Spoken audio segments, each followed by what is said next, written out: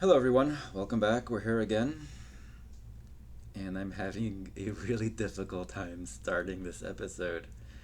I am all in my head. I've been running around from one computer to the next, trying to get the right camera, the right sound. Ah, why? What am I afraid of? Am I afraid that all the listeners are going to judge my podcast? Am I afraid my message won't come across? Yeah, probably all of that. And so my lovely ego is almost like, don't do it. You don't have to do it. And I want to. I like to do this. It's fun for me. Um, in my true space, in my soul space, I actually don't really care how it comes out. It doesn't matter. This is a source of creativity for me. It's a source of my own entertainment. Um, it's even entertainment for others. So why not? Why not? Why not? What's going to happen? But that's what's going on for me. And so it's been hard to just get started. But now that we've aired that out, the system is starting to settle a little. And what do I want to talk about today? There was a lot of things I wanted to talk about. I had a full on episode planned in my head, and I wanted to share it. And while that was going on, I had to actually take a lot of breaks in the middle of middle of all those thoughts and come back to my breath and allow them to just kind of be forgotten from my mind. And why would I do that? Very simple. And here's our first topic. All the brain chatter and the mind noise and all that is lovely. It's lovely. Sometimes it's good stuff. Sometimes it's just nourish. Um, it doesn't really matter. What I focus on these days is as much as I can, and as much as I can, dropping a thought in middle of it developing, a grand idea, middle of developing, and I just want to finish it. And as it has to notice that I'm stuck in my mind, I bring my awareness to my breath and allow the thought to just go. And why do I do that? Well, you can try this at home next time you are in that space of lost in your thoughts and your mind. Pay attention to how you feel in your body. Like even if it's a very good idea and it's a beautiful thought, maybe a fantasy of something great. It creates this tension in my body, this anxiety. I begin to feel it in my belly, in my chest. I feel all this anxiety. And the reason is because I'm not being present anymore. I got lost in my mind, lost in my ego, and I'm not where I am. For example, today I was preparing myself a sandwich, a mayo, lettuce, tomato, and jalapeno sandwich. Absolutely delicious. And as I'm opening the bread, I'm thinking of using this as an example for the podcast that I'm going to do later on today.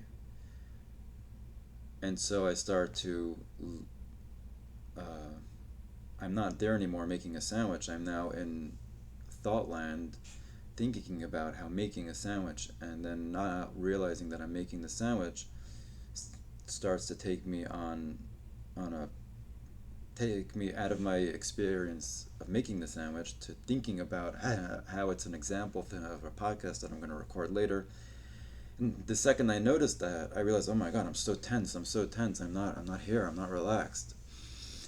And so it's like, okay, deep breath. Bring my awareness back to my breath, back to my breath.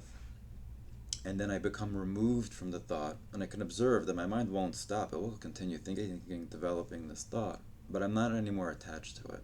Now I'm noticing that, oh, I'm also making a sandwich, and And as I eat the sandwich, I realize, oh, it's really crunchy and really delicious. I'm now in my body. I'm in my experience where I am right now, and it's calm. It's calm. The body has calmed down. And if you don't believe me, just try it. It doesn't matter how good or bad the thought is. If you're lost in thought, it, it leads to unsettlement in the body. And so the thought is coming from my ego, whether it wants to feed me with good ideas or bad ideas. It still wants attention, and that attention that it gets is just unsettling. It's unsettling. It starts to unsettle me. I was learning yesterday, we're learning a mimer, which speaks about the Pare, and Pare's idea was that God has left this world in the hands of the constellations, in the hands of the tools that actually make the world run, that God has given them power, so to speak, and they run the world. And the one God, he deals more in the spiritual realms. He's not involved in the day-to-day. And I noticed that when I have a very successful day, so to speak, or a good day, it's very easy to say, oh, God really exists. He's really here. Look how much he helped me. And I get excited about that. That is from the ego. When the ego feels like, oh, things are working out, it's great, he starts to feed you, oh, that's godly, it's godly, see? God really does exist. And when things aren't working out so well, I begin to even question the day that worked out well. Was it really God, or was it just, circumstances that aligned really well, and so everything worked out well? It wasn't God as we know him, the one mighty God, but it was actually just nature had it rolling well for me, and I find a way to remove God from the situation and say, it was just it just happened to be a really good day. And that idea is when I allow the excitement of a good day to take me over, or I allow the negativity of a bad day, quote unquote, to take me over. Either way, I'm now stuck in my head again, being a slave to my own ego. The soul is constantly calm. It's always calm. When things are good, it knows it's God. When things are not good, quote unquote, it knows it's God. There is only good coming down from God, but if it doesn't feel good, it feels painful or uncomfortable, he still knows, or I still know, I am my soul, still knows that this is all from God. There's no reason to get excited when things are great, and there's no reason to get excited when things aren't great. The only thing that is making me excited or not excited is my ego trying to control the situation.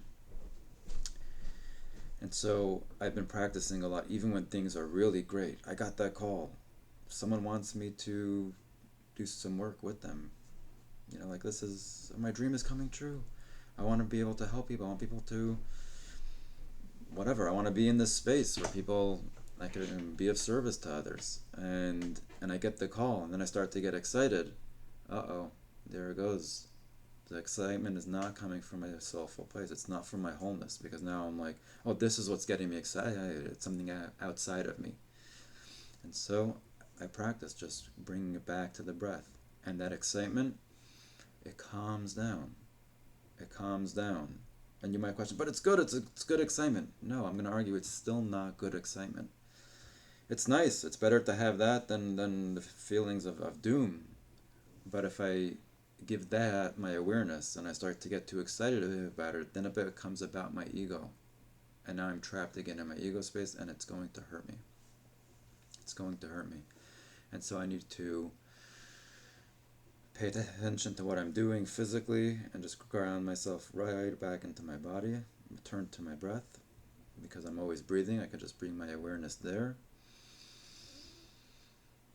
And I can feel the calm. It comes in. And now I can actually function from a place of wholeness, wholesomeness, a place of calm, a place of full trust in God. that if someone reached out to me, perhaps I can be of help to them, so long I'm true to myself and not using this as to fuel to build my own ego. Then I will get hurt. There will be karma, and I will have to deal with that. And so I have to return to my breath, relax my system, and say, okay, how can I be of service? And whatever has to happen will happen. I'm not attached to an outcome. I don't need this from anyone. They don't. I don't know if they don't necessarily. Oh, excuse me. I don't know if they need me, but if they're reaching out to me, it's from God. And so whatever happens is I'm just here for the ride, rolling along. And so I will take that call, see if I can help. If I can, let's keep going. If I can't help, that's okay. And my system is constantly remaining at a state of calmly, a state of calm. There's maybe equilibrium is the word. There's nothing exciting about it, and there's nothing disappointing about it. And when there is disappointment or excitement, I know very well where it's coming from. It's coming from my ego, and I need to not engage with it and try to figure out what's going on. I can just simply come back to my breath. And I don't take my word for it. Try it. I'm sure you have opportunity throughout the day where there's some excitement or some anxiety, which is technically the same. Try not finishing that thought and just coming to your breath and see how your body responds to it. Yeah, and that leads us into the next thing I wanted to talk about, which was cause and effect. Everything in this world operates by cause and effect. Nothing happens without there being a cause. And so it connects with what I'm saying, but I'm not even going to try to bridge. Let's just pretend it's a new topic. I can't say I'm like so prepared here with what I want to say. I had all these ideas, they made so much sense in my head, but repeating them now on a microphone becomes a whole different story, and that's okay. We're just going to keep going. So there's cause and effect. And the effect has to happen. It's not a thing of its own, right? So, for example, I use this example, which I received from one of my precious mentors. Someone has taught me a lot. And he said, when it rains, there's going to be runoff water. Even after the rain has moved on and stopped, it's not coming down anymore, there's going to be running water in the streets, or there'll be wet areas around. And as time passes, that water will dry out. It will run itself out. It's not going to be here forever because the cause has finished, and now this is just the effects of it. And so anything that we experience in our life is the effects of some cause that has happened either in our present life or in our past lives. But it's just effects, and they have to run themselves out. And we'll experience this a lot with our emotions, which is a very easy way to understand them. If someone has hurt me in some way, they've caused me some pain. I'm going to use emotional pain. Or something happened. Let's go with this. Something happened that was very sad for me. So now there's a cause.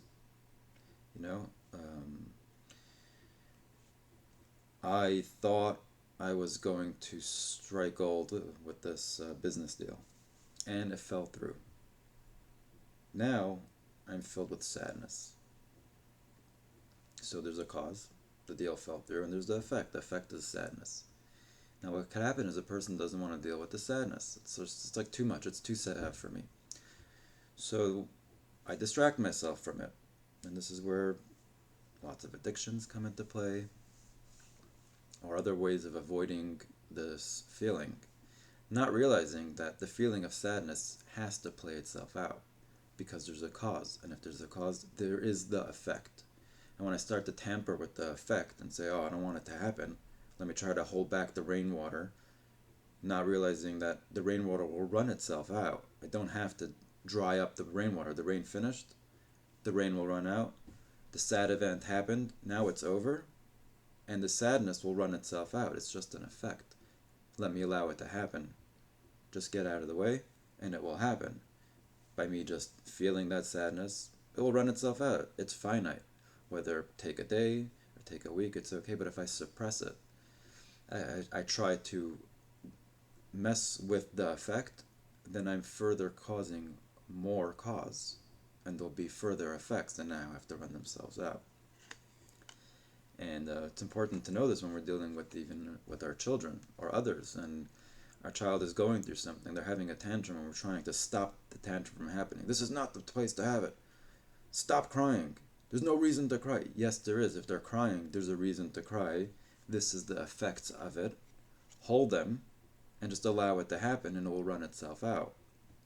And if the cause is still going on, if like your hand is in the blender and you're in pain and you're like, oh, it's just the effects. Well, obviously we're going to have to deal with the cause if we see the cause. But when the cause has finished and this is just the after effects, we have to allow them to run themselves out, and they will. They can't be any greater than the cause. So if the cause is finished, the effect will also finish. And I think that really ties maybe into this week's Parsha, where we have the blessings and we have the curses. And, we think like, what's with all the curses? Is God so evil? And it's not about good or bad. It's not evil. It's just there's cause and effect. And if we do certain actions, there's going to be certain effects, and they have to play themselves out. That's just how it is. Think about speaking gossip about someone. It's a cause that has a major impact. It's almost like impossible to stop it. The effects are catastrophic. But those effects have to play themselves out. So before we start doing things, we should think about what the effects may be. And so and we're going to make mistakes, this is obvious, but the more aware we are of this concept of cause and effect, we can realize that right after we've done a mistake and we've hurt someone, to go and take responsibility and deal with the effect instantly before it turns into a rolling experience that goes on and becomes out of control. I can now clean up my mess instantly before it comes back to bite me. So say I've hurt someone, and I say, oh, I've just caused something to happen.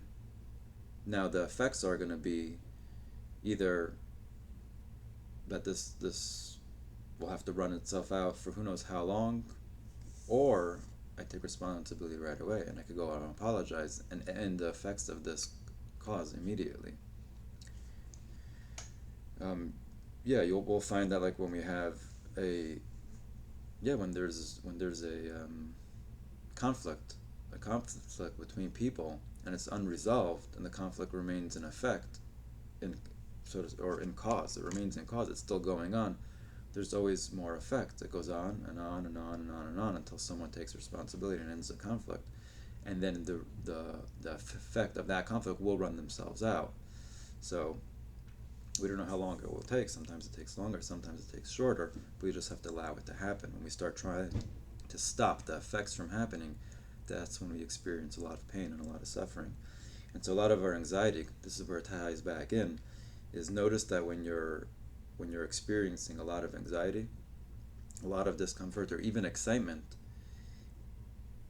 we need to return to our breath. Allow the anxiety to play itself out and not try to control it or stop it or understand it. There's no need for that. It's not about the anxiety. The anxiety is only an effect of some prior cause. And if we just sit through that experience, again, with the breathing and just feeling it and allowing it to happen, it will play itself out, and we will reach a place of comfort. And we'll be in a place of joy. We can come to a place of joy through all of this, allowing the effects to run themselves out. So how much is in the bank that needs to run itself out? For every person, it's going to be something else. I don't know. I would never claim to know. But I do know that this is just a fact of life. It's the way the world works. It's the way it was created, that every cause has an effect, and the effect, so long we allow it to run itself out, will run itself out. But when we get involved, trying to control the situation and trying to feed our own egos and take control and know what's going on all the time, and trying to find ourselves false sense of security by chasing after more money and chasing after more understanding, and giving a lot of credit to the tools that we have, as opposed to understanding that these are all everything in our life comes directly from God, then we are doing more cause, and we will have to deal with the karma that comes after that, which is usually just more anxiety. Right? Like some people say, when I have X amount of dollars in the bank, I'm going to feel financially safe and things are going to be okay. So they're putting their faith in something that's outside of them, which is their money. And when they even reach that amount of money, only to discover that actually it wasn't enough if I had just a little bit more, or now it's something else.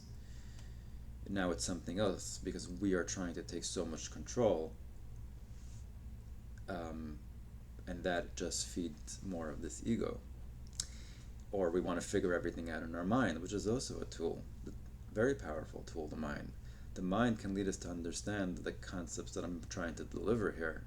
But if we put all our faith in understanding everything, then the mind doesn't stop running, and we find ourselves in a state of constant panic, in a state of never being present, in a state of just exhaustion, because the mind is on overdrive. I realized that when I'm like with my kid, or any of my kids, and they want my attention for something that I don't have patience at the moment, like they got a new jewelry box and they want to show me all their plastic rings that they got from China, and I'm just thinking about like, oh, I have whatever it is, I want to do this podcast, or I have a friend I need to call, or I'm going to work soon, or we need to make dinner, or bedtime's coming, or whatever it is, and I'm not present with the child, it becomes impossible, and it becomes so draining. They're sucking the life out of me. Versus if I can release everything and just be with this child, like let it all go. Now I'm with my kid playing with their rings, and like just bring my awareness right there. My system just calms down. I have all the time in the world and all the patience that's needed. But I have to get out of my head. I have to release my mind and breathe, return to my breath, or return to the playing that I'm doing, and bring all my awareness there. Now, of course, again, the mind will keep doing its thing. But you'll see instantly, it happens so quickly that, oh, okay, I'm with you. And I don't have to go solve all those issues. They can wait till after. They really can. They almost always can. And if they can't, then you will explain that to your child and put a boundary and say, hey, I'll be with you in a minute, in a calm way. It's not from this place of panic. It's just, let me go deal with what I have to. Because yes, the pasta is about to burn. So give me 1 second and I'll be right with you. So I'm cool, calm, and collected. And my awareness is now on the pasta, so I don't have the anxiety that I need to play with my kid. And then I come back to my kid, and then I release all that anxiety, all that control, all that mind chatter that's just pulling me to 1,000 different places, and return into my body and into my breath. My system calms down. It's just calm. Everything's fine. And the good news is that whatever I needed to deal with, if I really had to, my mind didn't forget about it. So it's going to bring it back up. And when it brings it back up, if it's an appropriate time to deal with, I will deal with it. And if it's still not an appropriate time, I will again return to my breath. But it will not be forgotten. So that's okay. Don't worry. You will not forget about everything you need to do. You will just experience a little more calm in your life. And your faith will shift from all the tools that are around that we use, that God uses to deliver us what we need. Instead of putting our faith in them, we put our faith in Him. And so we're always at a state of, our soul is always in a state of calm. And if we're in a state of anxiety or too much excitement, then we are probably operating from an egotistical place. And that is why that feeling of discomfort is there. I think that's pretty much what I wanted to deliver. I hope I've come across clear. If you enjoyed this message, feel free to forward it to someone. If you haven't, That's okay. You could even tell me. I'd love to hear your feedback. And thank you very much. Have a lovely, lovely Shabbos.